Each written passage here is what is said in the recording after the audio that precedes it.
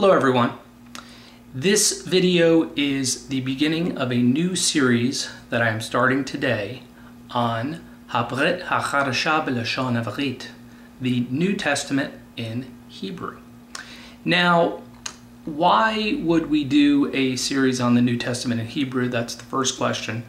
The answer to that question is that the Tanakh, or the Old Testament, is in Hebrew. And when we go to the New Testament in Greek, we lose the continuity of language. So it's nice to be able to look at the Tanakh and the HaBrit HaChadash, the New Testament, in Hebrew. Secondly, for those people that know Hebrew, this can be very interesting. Those people that are fairly well able to read Hebrew, it's very interesting to take a look at the HaBrit HaChadash in Hebrew. So, there are several versions of the New Testament in Hebrew.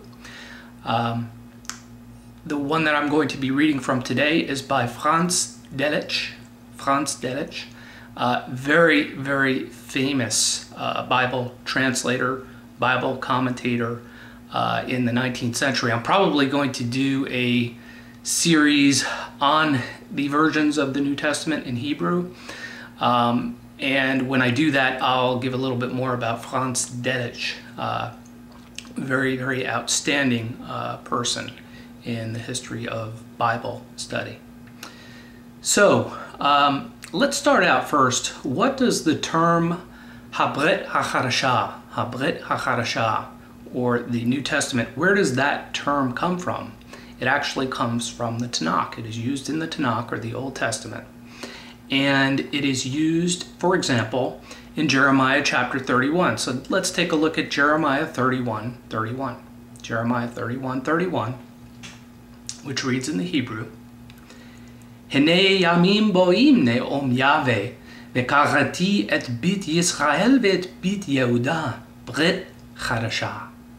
So you can see that last term, Brit Chadasha, in Jeremiah 31:31. And in English that means, behold, days are coming, declares the Lord, when I will make a new covenant with the house of Israel and with the house of Judah. So Brit is a covenant or a testament. Chadashah is new. Okay, so now let's go to the Brit HaChadash, the New Testament in Hebrew. And let's take a look at Sefer Yochanan, the book of John, Pereq Aleph, chapter 1. And let's take a look at the first 3 verses, okay? Which read in the Hebrew, Bereshit haya hadvar, ve'hadvar haya et ha'elohim, ve'elohim haya hadvar.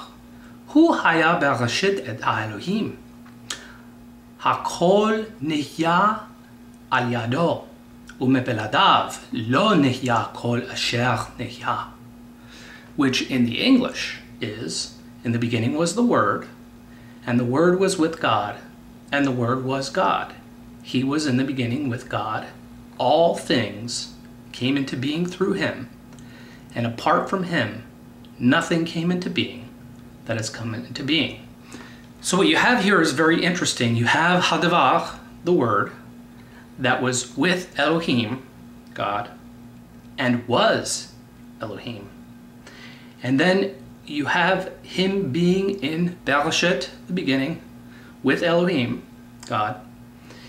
And verse 3, all things came into being through him, and apart from him, nothing came into being that has come into being. So, of course, this is why it's interesting to look at it in the Hebrew, because Bereshit and Elohim, what does that remind you of? Of course, that reminds you of the Tanakh, the very first book in the Tanakh, Bereshit, or Genesis, chapter 1, verse 1. Bereshit Pereq Aleph, Genesis chapter 1, Bereshit chapter 1, which says, in the Hebrew, Bereshit bara Elohim et hashamayim ve'et haaretz. So, in the beginning, God created the heavens and the earth. Okay, the beginning, Bereshit, God, Elohim, the heavens, Hashemayim, and the earth, Haaretz. So when we take Yochanan chapter 1 and Bereshit chapter 1 together, what we find is that Hadavar is the Elohim that created Hashemayim, the heavens, and Haaretz, the earth.